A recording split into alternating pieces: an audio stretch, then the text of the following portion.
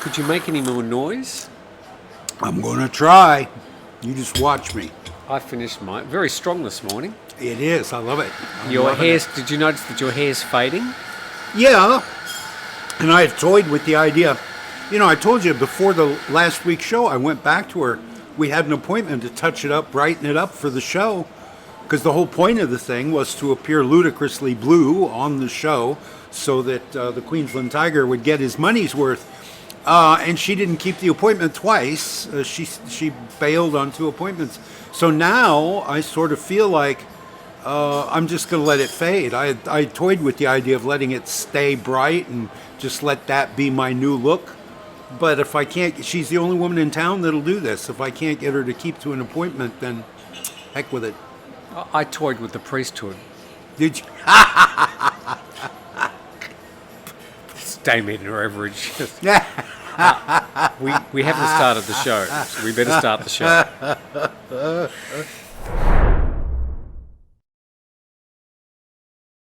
Hi, Okay. Welcome to Grumpy Old Men. We're not really that grumpy today. No, I feel great. I feel terrific.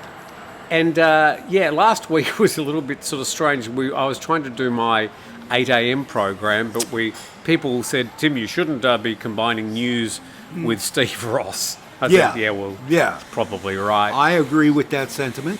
Yes, but it was I was trying to cover the important incidents of the moment, which I've stopped doing now because it's all sort of calming down. Let's hope it stays that way. It has lost its immediacy. People are not as frantic about it, I guess. So that's a good thing, I think. Any cooling of tensions. So, we're going to talk a bit about Christmas today because Christmas is looming. Yeah. And I made a decision as I was driving here today. I haven't spoken to you about it, but we're going to do a Christmas program together. Do you want to... I've got one. Oh, you've got an extra cushion. I've got an extra cushion sitting, behind me. looking into the light like this. And It is again, very bright. we're at the Aquella Golf Course because we're just phoning it in at this point. And it's air conditioned, it's empty, and usually the women won't make coffee while we're doing the show. But the light coming in the windows is very bright. And I'm just realizing that I have not cleaned my glasses in a week or two. So you can keep talking about Christmas, and I will clean my spectacles. Oh, you had spaghetti on Wednesday, Yes, pizza on exactly. Thursday. Yeah, typically it's enamel paint on Tuesday and latex glue on Wednesday. And They're like the bottoms of beer bottles, those glasses. They are so thick. yeah, I have terrible eyes. I have terrible vision. Yeah. Go and get your lenses replaced. Since I was 4 years old, I've worn glasses every day on my head since I was 4 years old. It's time you got a new pair. No, I'm 68 years old. I ain't getting nothing new. I'm not changing. I will be this when they plant me in the ground. So we are talking about Christmas. We're going to do a Christmas program together. Okay? Because you, with your Jewish background, of course, it's a natural thing to do. Well, yes, though, my mother married, after she divorced my father, she married a Greek Orthodox Catholic for a couple years, and then an Oklahoma Baptist for a couple years. So we did celebrate Christmas when I was a child. Sides. Yeah, we did celebrate Christmas. And of course, America being a Christian nation, you get it jammed down your throat every year. And that's not too bad. I love A Redemption Story, A Christmas Carol, done 4 productions. Love that story. So I don't mind that much, I don't mind Christmas that much, and I know a little about it, I guess. And you get a free feed. You do. The food is always very good at Christmas time. Yeah, when we did A Christmas Carol, you would do a Sunday matinee and then an evening show, and the theater would usually provide a lunch between those 2 performances to keep the cast and crew in the building. Because as soon as somebody leaves to go to McDonald's, they don't make it back for the evening show. Yes, that's right. So they feed you, and at Christmas time, it's a big feast. The volunteers, the ladies auxiliary of your theater, will make a big feast of Christmas food. And then, of course, the Sunday evening show is always sluggish and off. I was alluding to my Christmas feast each year. Oh, I'm sorry. Yes, and thank you for the invitation. Yes. Yeah, I don't pick up these subtle social cues so well. I'm a little on the spectrum. So I'm looking forward to it. All the usuals aren't coming this year. They said, is Steve Ross going again? I said, yeah. And they said, we have to get our fingernails done More that for day. me. More for me. Yeah. So anyway, a different cast Rob coming is coming. this year. Rob is Rob's coming, coming he this told year. me. Yes. Yeah. We're sort of picking up all the sort of people around Turtle Beach who aren't doing anything on Christmas A Day. handful of stray Farang. The bikies are here again. Yes, they are. Oh, the door's open. We better keep it down. So, What is it? God, last week I knew the name of their club. Mavericks? It's a Thailand-based motorcycle it's a club. Seaside something. That's all Yeah, I can think see. that's Seaside chapter. Those are called rockers, by the way, on biker colors. The vests. The bars that tell you the name, the chapter, and the branch. Okay. Those are called rockers because they're always bent, like around a logo. So they're the Seaside chapter of the Comanches? something like that. He was sucking on a big cigar last time we saw him. Yeah. Apparently, we've been discovered. Yeah. So I have a number of things to talk about. But don't forget, we're doing a Christmas show. We're doing a Christmas show. So cancel whatever plans you have for Christmas Will Day. we do it live? I don't. Does it interfere with the free lunch at your house? Because if it does, I ain't coming. I want the lunch. No. The lunch is a thank you for doing the Christmas show in the Okay, morning. so we'll do the show in the morning, and then you'll feed me. Because there are some people. And then I'll go have a nap. There are some people who, they used to have a great, exciting family Christmas, friends and the gifts and the angels and the hymns, and then as they get older, the people, their families sort of drift away, and they sort of stuck maybe in a foreign country, and they're not quite sure what to do. Well, you can join Steve and me and be lonely with us. Yeah. I'm not sure if that's going to make them feel any better. We're going to but- get red hats with little pom-poms and shit. Yeah, do the whole thing. So that'll be a live program on Christmas Day, which from memory is December the 25th.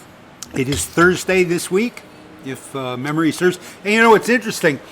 I got one of these calendars. It's, what's it called? Bangkok Snow Removal. It's this cartoonist, and he does beautifully drawn, beautifully rendered scenes of Thailand under 3 feet of snow. AI. No. Oh, This guy's legit, and he sells calendars, and they're beautiful. I love his work. I can't remember his name now, but if you look for Bangkok Snow Removal, Good old so-and-so. but holidays in his calendars, holidays like December 25th are not marked in red. The Buddha holidays are marked in red, but the 25th of December is not marked in red. It's not a national holiday here, and I noticed that when I changed, 5-6 days late. I changed the page on my calendar. It's not a red letter day. Gee, thanks for that, Steve. It's all right. Yeah. Here's a comment that came in during the week, and I thought this sort of combines the news with Grumpy Old Men, and it was forwarded to us by Gus DeWill. And I won't read the whole thing, but the start, it goes something like this. Thanks for your YouTube channel and periodic topic, that is Grumpy Old Men. But Tim Newt and Steve Rose missed the white elephants in the room when addressing the Thailand-Cambodia conflict. Those white elephants are the foreigners in Thailand. One possibility is their service in a legion to assist Thailand. You getting the idea? Many questions. What are the requirements for foreigners to join the Thai military today? Is there a separate military unit for foreigners? Short answer, no. Foreigners cannot join the Thai army. So what do you think about the Thailand thinking, well, look, we don't want to sort of expend all our own people on the battlefield. And I think his other suggestion was they could get the foreigners to clear the landmines. Yeah. What is the Thai word for cannon fodder? Yeah. I think, you can join. There are volunteer police forces in Bangkok, Chiang Mai. Tourist police. The tourist police allow you to go through training, put on uniform, and basically interpret. Oh, they're the worst. On the streets. They're the worst. I have had no contact with them. They're good people. But yes. I've seen documentaries, like, real foreign-produced documentaries that follow these guys around, and they present them in a very favorable light. And the United States, having been an employee of the United States Army for 9 years, I can tell you, the United States Army is a common pathway to citizenship. A lot of foreign nationals, foreign citizens, are members of the United States Army. I don't think it would work here because you would have to know Thai really well. Yeah. And you would have to be Quick, willing guys, to, duck down. Yeah. Sorry, what was that? and you'd have to be adept at moving through the jungle while making no noise. And I don't think any of us is up for that. But I would bet that, you know, there's a fair number of Caucasian, European-descended people, young men particularly, who grow up in Thailand. Mom and dad were missionaries or mom and dad were diplomats, and they make videos on YouTube from time to time. And I would bet over the long course of history, there have been Caucasian Thai citizens who have been drafted into the army like any other Thai young man.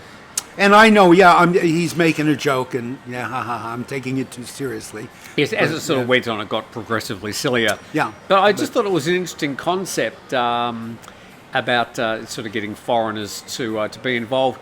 I can't say that I would be inclined. Now, we are of an age where we sort of missed getting involved in any major conflicts. Yes, and thank God, knock on wood. My age. I was very lucky, and I'm aware of, yes. When I was doing my sixth form at school, Australia was just sort of pulling out of Vietnam War. But during my school days, I was thinking, God, I'm going to be conscripted. Yeah. But that changed in my sort of secondary school years. And we ducked it. Yes, thank God. If we look back at that time, if we were called up, what would have been your reaction? Well, my mother said she would buy me a bus ticket to Canada, and I said, thank you, I will take that bus ticket. What happened to conscientious objectors in the US in the 70s? Who is it? I've got a friend, a Facebook friend, who went to Alaska and taught students in a school way the hell out, an Eskimo school, way the hell out nowhere, to do his service without going to war. I think conscientious objector status was still a thing, but you had to have like membership in the Quaker Church, or you had to show you weren't just a coward, you were an idealist in order to get that status. And I think a lot more American men just ran away, and I would have done that too. I'm not going to go shoot somebody I've never met. It's when there's been discussions about Russian and Ukraine men coming to Thailand over the past 3 years, and Phuket has been very popular for a lot of Russian families. A lot of people criticise them, saying, "Oh, you should stay behind and fight your war." I'm thinking, well, gee, alluding to the question that I asked, and thank you for asking it back at me. Oh, sorry. Tim, what about you if you'd been drafted? I probably, it's hard to put myself in those shoes back in those days. I probably would have played along and just gone and so said, look, I'll organise the entertainment or something. Yeah, you do USO.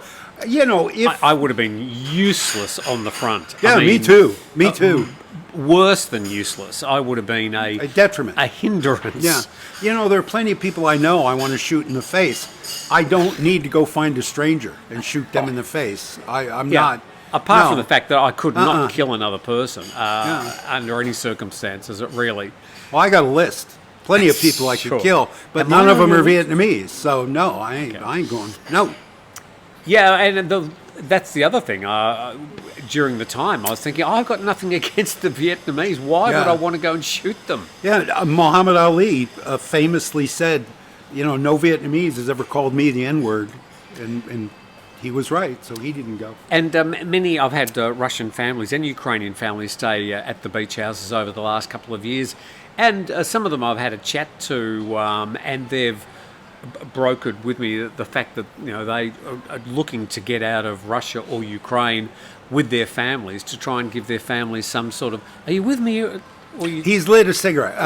He's lit a cigar. So I was just smell the damn thing. Yeah. Through the window. I would do the same. I'd be protecting my families and getting them out of harm's way. I worked at the VA, the Veterans Administration, for 6 years, and a lot of Vietnam conflict vets are kind of the senior vets in the VA now. The Korea guys and the World War II guys have all pretty much died out. But the Vietnam guys are are at the age where they need medical care. And a fair number said to me, I worked in mental health, and I talked to a fair number of guys who were there for mental health issues. And I didn't provide treatment or anything, but a fair number said to me, I wish I hadn't gone. I wish I had found a way to get out of it. Now I regret my service. And I think if you went as an idealist, if you volunteered and went there out of a sense of patriotism and idealism and service to your nation, all very laudable motives. And thank you for your service. And thank you for your service. But I think in that conflict, and perhaps the more recent conflicts in the sandbox, you will come to a point in your life where you have to examine that and think, well, I think my nation wasted my service. That was what was expressed to me. These are not Christmas thoughts. We have wavered from our original Christmas cheer, and I'm sorry for that. I apologize. As I was saying before, we were so rudely interrupted. So we are moving on from the Farang Foreign Legion. Farang Foreign Legion.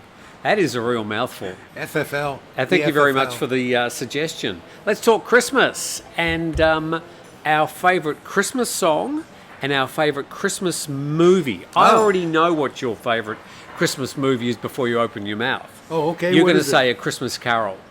Yes, the Alistair Sim, A Christmas Carol, with Die Hard a close second. Yeah, but the Alistair Sim, I think Comanches.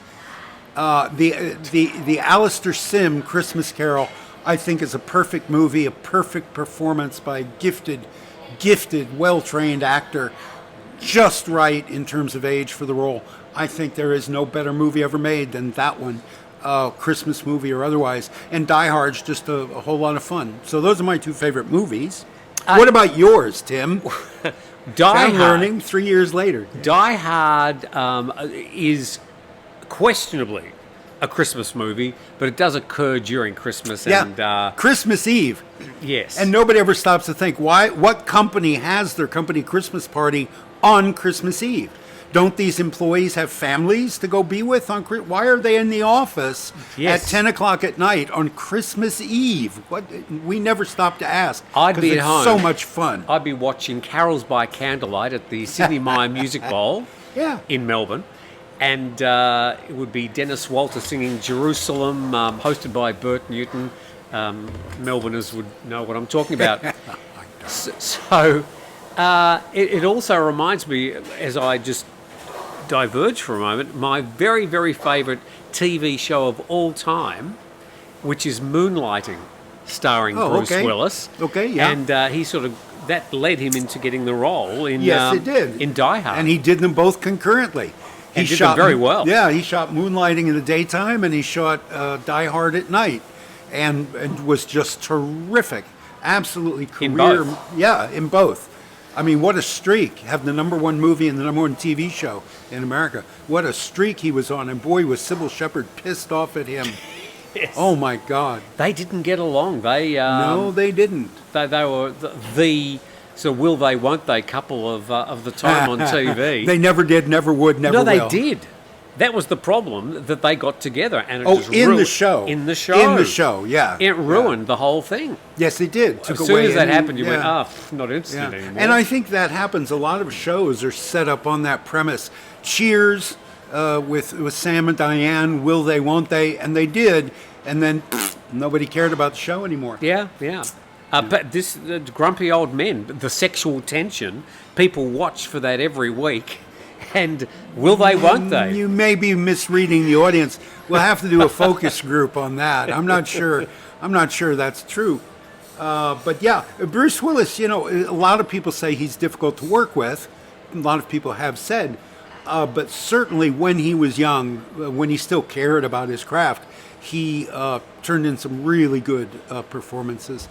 That's your favorite TV show? What were Yeah, we- Moonlighting, my favorite Moonlighting, TV show. that's right. yeah. Absolutely. And the theme by Al Jarreau. Beautiful piece of music. Yes, a great TV thing, great show. It broke the third wall, fifth wall, fourth wall. Fourth wall. I knew it was third, fourth, or fifth, and that they were just it was just quite bizarre sometimes. Yeah, it was just a lot of But- silly fun. A very interesting program, and it veered off in all sorts of different directions. But great script, rapid fire. They said the scripts for the show were about twice as long as the usual hour-long shows. And probably only a third of it got in because a lot of his shit was improv. A lot of what he did in the show was just him, being spastic in front of the camera. Yeah. Anyway, that's a wonderful show. I think what's my favorite TV show? I don't know because I grew up in front of the TV and watched a lot of TV. And I love the early sitcoms, the golden age, the Sheldon Leonard era of American sitcoms, Beverly Hillbillies, Gilligan's Island. But I think my favorite TV show of all time is I, Claudius by the BBC with Derek Jacobi as Claudius, Emperor Claudius. I think that was just a beautiful, beautiful piece of What was television. the entertainment value for? It was quite serious stuff. Well, it was, but the BBC does a very good job of blending serious with comic. It was kind of like The Crown, but set 2,000 years ago, and a very pivotal point in Roman history. And Derek Jacobi and the other actors, what was the woman's name who played Livia? Sian Phillips, the Irish Sian Phillips, as Livia, as the villain, the Cersei Lannister of the piece. Oh my God. And all of it shot on a dime on sets that were 12 feet wide. Yes. Wearing bed sheets as togas. I mean, it was done for virtually no money. It looks a little bit clunky these days, but brilliantly acted. Yeah, it's all free on YouTube if you want to Sure. go watch Steve's favorite TV show of all time. I, Claudius. Let's veer back to Christmas. Favorite Christmas movie of all time: Die Hard, A Christmas Carol. Oh, it's hard to go. I have a few. Holiday Inn. I sort of remember when I was a kid watching that with my parents, and thinking that's the way Christmas should be, with snow and Christmas trees. As I'm sitting there watching it in 42-degree Melbourne heat. That's way over 100 for our American viewers. And, Home Alone, hard to go past that. Entertaining, funny, of its time. Yeah. Yeah, I guess. Child actors. Macaulay Culkin in that role was very, very good. And I think he reprised that twice or at least once because he meets a property mogul in a cameo performance in the second one. There may have been a third, Yes. but with a different actor. Anyway, he was a very good little child performer. Unfortunately, his life and his career spun out of control from that moment on. He seems to have sort of pulled himself back to the centre, though, Yeah. and got on with things. And he for mocks him. his time as a child actor, and Yeah. he does it. He lives with it quite well. It's interesting. I like reading the bios of child actors. The little girl who was in Aliens, the second Alien movie, never hated the experience, never, ever, ever came back to show business. Well, if you're sort of confronted with monsters every day, Well, I think I'd be waking up at 3 a.m. screaming. I think you're confronted with the shenanigans that go on a movie set every day, and the waiting around, the simply sitting and waiting and sitting and waiting, and then, okay, get on the set, and you've got to be in character right now, because time is money, time is money. So you've spent an hour sitting in a chair doing a crossword puzzle, and now all of a sudden you've got to be the villain of the piece, or the hero of the piece. And all of that stuff's very jarring. I've seen actors flip out on set. I've flipped out on set. And I think for a child, that would all be a lot to grok. But then you've got Ron Howard and people like that who go through their child actors and they become directors. thrive. And they thrive in it. So it's different strokes for different horses for courses, I guess. Right. As so, we would be interested to hear about your favourite Christmas movie and why. As we move into Christmas songs, and there are many, many, many to choose from. and there are the obvious ones. There's the most liked and hated, all in the same sphere. Mariah Carey, All I Want for Christmas Is You. At the same time, there's the Wham and Last Christmas, but I always go back to the old hymns that I used to really enjoy and found quite arousing, as the chorus swells, watching carols by candlelight with Once in Royal David City or O Come All Ye Faithful. Those songs tend to live effortlessly in my brain each Christmas, and I still enjoy them. Yeah. The Holly and the Ivy, it's just an old carol, a Victorian carol. And because I fell in love with my lightboard operator during a production of A Christmas Carol in Memphis, Tennessee in 1981. Did you have music in that? Yes, we had a 4-piece band in the wings, and then a group of carolers who entr'act when you're changing scenery between scenes, because that show, every single scene happens in a different location. And so there's a lot of scenery going in and out, flying in and out. So you've got to fill that moment very briefly with one or two stanzas from A Christmas Carol. Different Victorian Christmas Carol, the Boar's Head Carol, the Holly and the Ivy. And again, it was an emotional time in my life. And so I respond to that particular carol with kind of a, for what might have been. And so Victorian Christmas carols for me in terms of music. And of the secular songs, I also get moved when I hear, it's not really a Christmas song, but it mentions the word Christmas, is John Lennon's War Is Over. And so this is Christmas. Oh, okay. I know that. A simple song, but that sort of gets to me when I hear it. Yeah, John Lennon, anything by John Lennon is going to tug at your heartstrings. The guy was absolutely brilliant. Yeah. So gone before his time. Yeah. All right, let's move on to... Go on. No, I think that what we've proven here, we've talked for 5 minutes about Christmas without ever mentioning Christ. For us, the secular Christmas is the important thing. It is not a religious holiday, at least for me. Forgive me for speaking for you. But for me, there's no religion, there's no faith involved in my appreciation of the holiday of Christmas. And I'm happy with that. I enjoy the season, I enjoy the music, I enjoy the shows, I enjoy the clothes. Seeing snowfall on Christmas Eve in Iowa was always a thrill. I've never seen snow at Christmas. Oh, okay. Never. Well, even now, obviously, I've moved from one hot Christmas climate to another. So I've never seen snow. And I still put the Christmas tree up. I mean, I'm a sort of a cultural Christian. Yeah. I was brought up in a Christian tradition. I've become much more firmly atheist as I've sort of got older.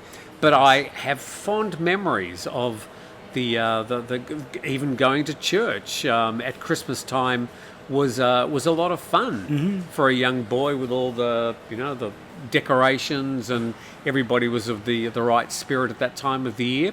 So I enjoy all the good things that Christmas used to bring, including the presents. Yeah, sure. But more than that, it was a time when the family got together and the uncles got drunk. And time off from school? Did you get time off from school? Well, yeah, in Australia, we used to get like almost the first week in December to the end of February, the end of January. So it was like 6, 7, sometimes 8 weeks. Yeah, what's not to like? We used to get as a Christmas holiday. Whoa, 8 weeks? Yeah. Well, I guess that it's your summer break. It would be what was for us a 3-month summer break. Yeah, that's right. Yeah. So that was our summer break. And we, in that part of the world, we used to have daylight savings. So the sun would be up until 9 at night. And we had long, hot evenings sitting on the beach, sailing. It was just a wonderful childhood. All this stuff you see on a Christmas card, sailing, the beach, sure. And that was, I actually posted a photo the other day of my favourite beach, which was not far from our house when I was young, and sort of thinking about the fact that I've moved from one beach when I was very young, and I've somehow, by a stroke of luck, by a bit of serendipity, ended up on another beach in my latter years. Your life is bookended with sand. which for me is great. I'm very, very grateful that it sort of happened like that. Well, what were we talking about? I can't even remember Christmas. the topic I had. Ho, ho, ho. Yeah, ho, ho, ho. So, yeah, what is your sort of Christmas memories? Some people don't celebrate Christmas at all. Some people think it's dreadful that it's veered from its religious intentions to a purely commercial enterprise. Sorry. As far as the Thais are concerned, for them it's a purely commercial enterprise. Yeah. If you say to a Thai person, what is Christmas actually about? They don't really have any idea. It's a new display in the atrium at the M-Sphere Mall. That's what it is. A 60-foot tall Santa Claus, inflatable, whatever. It's secular. It is not about sacrifice and death and torture and misery and debt, guilt and things like that. It's about capitalism and bright colors and fun music. Boy, do they do it well. Along the Sukhumvit Strip, you go to all those shopping centres, they all try and outdo the decorations. They're extraordinary. If you've never seen them, just type in Bangkok Shopping Centre or Shopping Mall, I think some people call them, Christmas decorations. You'll be amazed. Unless you live there and you walk past it every day, in which case you're jaded and you're over it. Now, we don't do politics on the program, but during the week there was a name change of a cultural centre in New York from the Kennedy Cultural Centre. I think it's now called the Donald J. Trump and Kennedy Cultural Centre. So from time to time, places get renamed. We don't really have anything to say about that, except that we know the day after this president finishes his term, I'm pretty sure that name's going to be ripped down off the centre. Tell me if I'm wrong. But there have been some rather odd place names over time. And this one refers to not Christmas, but Boxing Day. Okay. Because Boxing Day in Australia I think, I'll be told if I'm wrong, 1967 or 1968, the then Prime Minister, his name was Harold Holt, was swimming at Portsea, which is like a seaside holiday suburb, used to be anyway, and he drowned. Ooh. Well, thought to have drowned. He was never seen again. He went into the water, his mind just turned around and he was gone. Never to be seen again. So, the first Australian Prime Minister to drown. How did they commemorate his drowning? They named the Harold Holt Memorial Swimming Centre. Absolutely true. And it's still there in Melbourne, the Harold Holt Memorial Swimming Centre. Yeah. Well, it's like the Abraham Lincoln Shooting Gallery. Exactly. Yeah, inappropriate perhaps. But if it teaches enough kids how to swim that they don't then drown in the water, that's fine. I think, as odd as it may be for an Australian to drown, the fact that a politician disappears without a trace is the more interesting thing, I think, to me. The day after Christmas. I'm sure it was Boxing Day. I might be wrong. I might be getting it's called Drowning Day now, or Disappearing Day now. Yeah. So, can you think of other sort of buildings that have been named perhaps inappropriately over the years?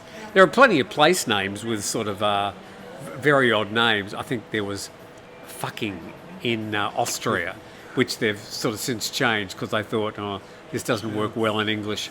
But there's been other place names that have been changed. But rather than those, and there's plenty of them, buildings that have been given a name or a commemoration for somebody that it's just a little bit ironic, I'd be interested to hear. As would Steve. He'd be fascinated to hear as well. Yeah, I really care about your opinion. Right. Yeah. I cannot think of the only weird place name that comes to mind is Kungtep Mahana Konratana Kosin blah blah blah blah. Bangkok. 72 syllables to say Bangkok. Yeah. That's the only weird place name that springs to mind. Though there is in Iowa City, California. Iowa City in California. Yes, there are two Iowa cities in the world. One is in Iowa, as you would expect, and one is in California. What's the one in California there for?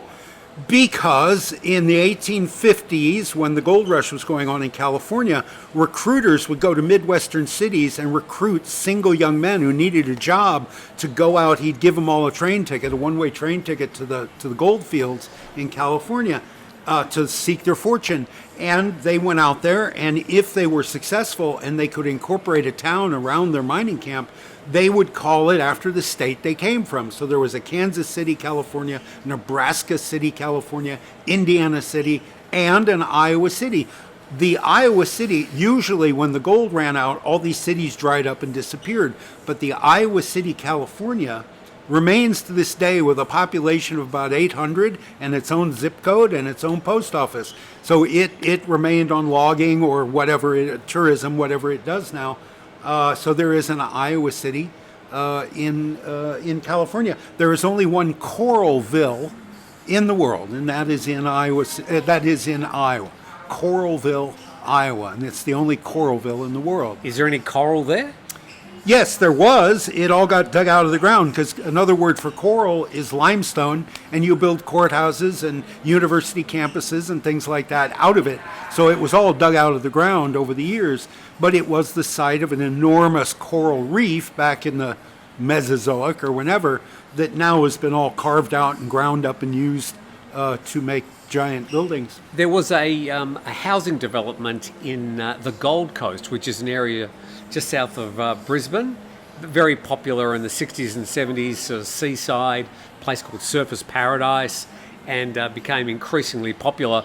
And there was a housing development going to be established there. And the realtor or the developer got into a huge fight with the local council about what he wanted to establish there, and there was sort of some personality conflicts, and they went to court, and it just went on, and eventually the council was forced to allow this housing development to happen. However, there was a twist to the story when the council has the right to name the streets in any housing development. And so they gave the housing development some wonderful names like Chernobyl Road and Hiroshima Boulevard. That'll teach you, developer. So and Bhopal, which was an Indian the chemical disaster. spill. The chemical spill. So it's named after all these horrible disasters. Try to sell those houses. Yeah. True story. Yeah, true story. I've got a friend named Joe DiMaggio. Have I told this 11 times, this story? No, I'm just surprised you said you had a friend. I was yes, surprised. I know. Shocking news. Yeah. A story for another day. How did that happen? Joe DiMaggio. He's blind and deaf. No, his name is Giuseppe DiMaggio III or Joe DiMaggio. Americans will recognize these names. He lives in a part of El Paso called Cooperstown, where all the streets are named after ball players. So to get to Joe DiMaggio's house, you go down Hank Aaron Drive to Mickey Mantle Boulevard to Ty Cobb Street to Joe DiMaggio's house. And he just happened to buy a house there. Anyway. Okay. Oh, something I learned. Americans will recognize those Sure, references. I didn't know. Yeah. I've heard of Joe DiMaggio because he was married to Marilyn Monroe. Yes. For about 5 minutes. Okay. Yeah. A thing I learned about Marilyn Monroe during the week is in Gentlemen Prefer Blondes, she sings a couple of songs. Yes. Guess who dubbed her voice? Oh, I thought it was her. I thought No. she did that breathy thing and spoke her songs. No, who was it? Well, guess. Marnie Nixon? Yes. I'll be damned. So another Marnie Nixon who did My Fair Lady, King and I, Sound of Music. Sound of Music. No? Not Sound of Music? That was Julie Andrews. Oh, okay. There were a few others. West Side Story. Marnie Nixon was in Sound of Music. Oh, she was a nun, She wasn't was a she? nun. Yeah. She wasn't one of the Nazis. She petitioned for that part. Her agent worked hard to get her the Nazi, but no, they gave her the nun instead. But she did sing Typecast. for some of the Nazis. So I'm going to a conference in July next year in Australia, And You're retired. Why are you going to conferences? Organization is called AUSCRS, AUSCRS, Australasian Cataract and Refractive Surgeons. And the theme, well, it's a long story. The theme of the conference is the sound of AUSCRS. So the theme is the sound of music. Every year they do a different theme. So I'm thinking, will I be a nun or a Nazi? Well, there's not that much a line. A thin line separates the two. Yeah, so I've got to think carefully about how I'm going to prepare for that one. Do both. Be a nun, a Nazi nun. I have. I'm sure there were Nazi nuns. We're at that time of the year where we're getting a lot of foreigners visiting the area. Yes. And I have seen some poor displays of behaviour of some foreigners. Really? Already? Not outwardly rude, but people topless. Okay, yeah. Going in the 7-Eleven topless. I've seen that. And men. Going to restaurants, particularly a Michelin-listed restaurant. They think that sitting in the restaurant topless is acceptable. Yeah. What say you, Steve Ross? Huh. Well, before I came and lived in Thailand, I would have thought that was fine. You're 50 paces from the beach. So you're going to come off the beach in beach togs. You're going to sit down before you take a shower, before you put on a shirt. It's 100 degrees. It's hot as hell. It's muggy. And you're going to sit down to eat and spend money. And I might have thought before I lived here that would be okay. Being from Iowa, a place with no beaches, what would I know? Having been here for a while, I would be put off a little bit by that, and I would understand why my hosts would be put off, because in their culture that is an extremely rude thing to do. So, yeah, and considering we're all goodwill ambassadors from our nations, I represent the United States to a lot of these people. You represent Australia to a lot of these people. And as ambassadors, as symbols of where we come from, I think it's incumbent on us to read a guidebook and understand the rules. Don't point with your feet. Don't touch people's heads, and don't walk around without a shirt on. So I sort of, gave them a bit of a glance, and they as you would. They glared back at me, going, "Sure." I felt like sort of going over and saying, "Now, as an ambassador of your country," but I didn't, because they were much taller than me, and I thought, I'm going to end up on the ground. There is an expression on the East, yes, that is a consideration at our age. There is an expression on the East Coast of the United States, the summer people. There are towns like the one in Jaws, the movie Jaws. The mayor is desperate to open the beach. Martha's Vineyard. Perhaps, yes. They only make money from these visitors in this season. And I think probably those little towns on the East Coast of the United States would allow a Japanese visitor or a Thai visitor to not perhaps follow the local rules and do something, because they know he's here for a week, he's spending money, he'll go away, we'll never see him again. And come the cold weather, we will have our town back for ourselves and money in our pocket to last the winter. So I think I'm trying to get, because it wasn't in previous years a problem on Turtle Beach. No. Last year and the year before, there were no white guys shirtless in the Michelin restaurant. There was a lot of different things a year or two ago. This year is an aberration and may be a harbinger of the future, but certainly there's a lot more tourism here this year in this season. And I think perhaps we're going to have to get used to that. I know my neighbors seem to be perfectly willing to let these Farang walk around without a shirt as long as they're spending the dosh. Yeah. And I like to see my neighbors. Chamdan wore a new shirt. He was very proud of it. He showed it off to me. I know all of his 4 shirts by heart. He wore to work a new shirt that his wife had purchased for him. And I like seeing the neighbors having a little money in their pockets. Yeah, sure. So, summer people, live with them. I think because last week we didn't get a time to get to Norel's notebook, we will do so. Aww. And spend 15 minutes wading through the many Steve got it wrong items. There's one, yes.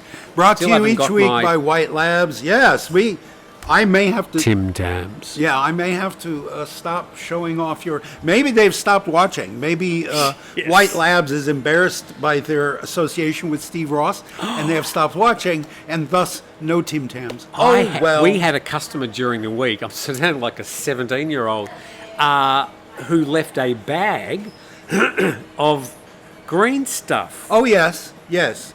I was a little bit shocked that because I they thought didn't finish it. Well, that they wouldn't take it with them. I was a little bit concerned because I thought if all I need is a police raid, and even with its current legal status, the police could still make it quite difficult for me if that was found. I didn't feel happy about it. It went in the bin. No, it didn't. But anyway, didn't you drive those people to the airport? Yes, I Yeah, did. so they're certainly not taking it in their pocket because it's perfectly legal and fine and nobody cares here. Once you get to the airport, suddenly people are going to care. So, yeah, I think that's why they left it behind. And they didn't throw it in the bin because they assumed that you or somebody you know might enjoy it. All right, Norell's notebook. Merry Christmas. That's the first thing I wrote down. So Merry Christmas to you all, and thank you for joining us. That's the only thing you got right. One of the interesting things about the current pseudo war, the dick swinging contest going on the border, is that we've seen film of soldiers in action. Now the soldiers have all got body cams, and we're seeing actual battle footage the day it happens. And Thai soldiers on the field respond to orders with krap, krap. And I've never seen Thai soldiers in battle. And of course they would. The expression krap pom comes from military use. So not krap, but adding the pom comes from military use. So I shouldn't be surprised, but even so, it was kind of jarring to me. That's something you hear every day in common speech. And you think of it as sort of a posh honorific. What do you think they would be saying? Oh. Yeah. The usual casual tone of agreement is go over there and kill that guy. And then he goes over and kills the guy. Not krap. But, of course, it's military, so they're formal, and they've all got their uniforms buttoned up. You look at pictures of American GIs in Vietnam, and Christ, they're dressed in rags. They're just, they don't have uniform, they're not uniform, they don't have patches, they don't have pins. Thai soldiers go into battle decked. They go in buttoned up, their shirts tucked in and everything. It's kind of wonderful to see. You're suggesting that there's an element of theatre involved. There's an element of rigid conformity, which is present in all Thai society, but certainly in the military. Am I shouting? Anywhere you wear a uniform, nurses, doctors, teachers, military, police, there is an element of fussiness and tidiness and prissiness. And Thais do that stuff really well. Very, very well. Really well. Yes. Yeah, there ain't a cop in this kingdom. The first thing a cop buys when he gets his job is he gets tailored uniforms. He doesn't wear off the rack. Oh, hell no. Yes, and then they sort of grow into them somewhat. There are some tight sausage skins out there directing traffic in Bangkok intersections. Yes. Again, on the there's been a lot of kind of a back and forth in the comment section about what Thailand and Cambodia are fighting over.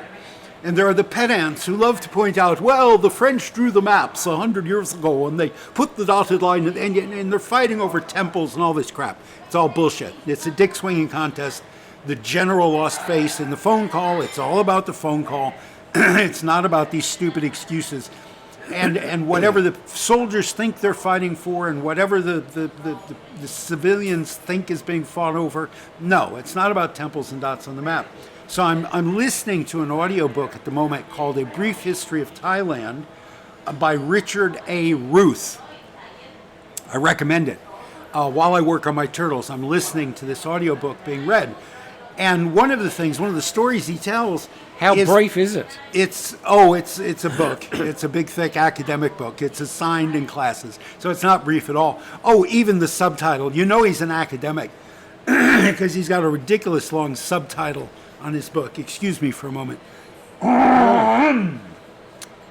Feel better now? Have another cigarette, Steve. Have another little sip of your glass. So when the Portuguese came to Ayutthaya in the 1500s. And they were interested in expanding their empire, so they said to the king of Siam at that time, show us a map of your kingdom, because we're interested in this land over here, this Burma place. We want to know where your place ends and his place begins. And the Thais thought about that for a second, because they didn't have maps. They didn't know what a map was. So they presented him a picture of the Thai king real big and the Burmese king this big. And that was the map that they showed the Portuguese, because for Siamese, for all of Southeast Asia, conquest was never about territory. Wherever they were coming from, Burma, Laos, Thailand, Khmer, they had tons of empty jungle and rice paddies where they came from. When they conquered someplace, they were looking for face, and they were looking for craftsmen, potters, weavers, silversmiths, and gold and silver. They would gather all the coinage, they would melt it into bars and put it on elephants and take it back home with them. But the land, they didn't occupy land. You just know we're going to get comments about this. I don't care. You guys have been commenting. Oh, it's about the temples. It ain't about the old temples. It's about face. It's about, I'm this big and you're this big. They still think that way. The reason the French drew these dotted lines in 1904, and the reason they haven't sent a surveyor out there and put a little panel together, a committee, to agree on a new border, is because they don't care. They don't care about land. They don't care where the border is. They care about who's got face, who's got money, who's got a better suit. That's what they care about. They care about the prime minister saying, this general is my opponent, you leave him to me, I'll take care of him. Oh no, he's going to show the world that he is not under civilian control. And that's what he's doing. It ain't about the maps. Okay. Let's all have one. There we go. Paging numerology. Another one. Okay, another thing out of this book. So in 1932, they had the bloodless coup. They ended the monarchy in Thailand, the absolute monarchy, while the king was golfing in Hua Hin. Yes. And amazing story.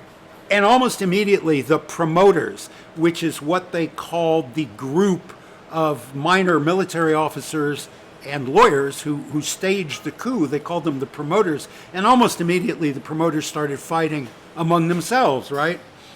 Now, there was a new thing at that time because Chulalongkorn had established compulsory universal education, so all of a sudden everybody in Siam could read. Well, what happens when everybody suddenly can read? You get newspapers, dozens and dozens of newspapers being published in Bangkok. The promoters quickly found out you could sway public opinion if you owned a newspaper. Really? So they all went around buying newspapers, and each newspaper became an organ of propaganda. I'm going to give Rupert Murdoch a ring. Well, give the Patpong Panit family, the people who own Patpong Road, who still own the Bangkok Post, give them a call. And ask them why Bernard Trink was pimping in their newspaper for 30 years. At any rate, one of the first things they did within weeks of the revolution in these newspapers they suddenly owned was start calling each other names. And the two most common names they used was communist, because already that was a bugaboo, that was a boogeyman. If you call someone a communist, oh, that's a big deal. And it was not true. There were no communists in Thailand at that time, and never really were. There was a communist in the 60s. There was a communist party in Thailand, but it didn't amount to much.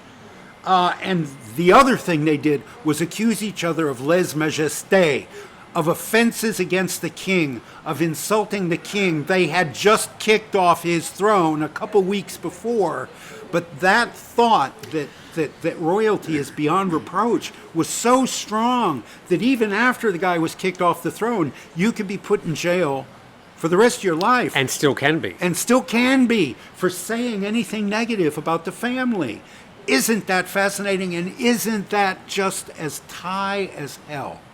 We no longer have a monarch. Section 112. You better not, say anything bad about him. That balancing, that cognitive disconnect, they are so good at keeping two opposing ideas in their head at the same time. Yes. All right, Steve got it wrong. You ready? You've been waiting for this, haven't you? What did I have to write? Oh, I'm going to be very surprised. Paul by this. Mazursky did not create the monkeys. He wrote the pilot episode. So I misremembered. It was produced by Bert Schneider and Bob Rafelson, who I'm sure if we go to imdb.com, they've got a lot of big credits we would recognize. I didn't bother. But I got Paul Mazursky wrong. Okay. Oh, I had said that, I was wearing a little black enamel pin because we're in mourning, and I stopped wearing it because the little nut on the back of it fell off, and I couldn't find it. And you can't just buy that little nut. You got to buy a whole new pin. Squeezy clampy thing. A little squeezy clampy thing. The name for that is the damn it. Because damn it. A damn it. Because you always lose it.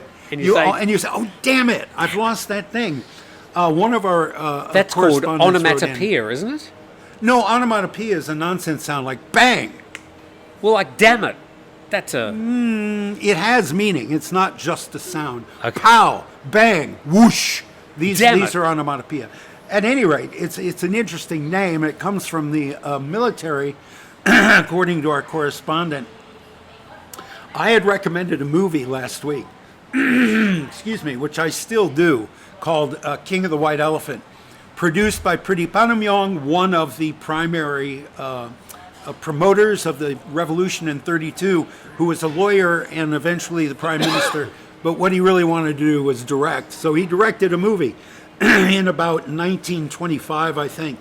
God, hang on. I don't know why. I'm congested this morning. Well, 25 cigarettes a day does that to you.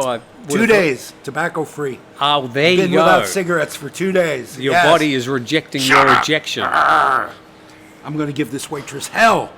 She didn't bring my jelly with my toast.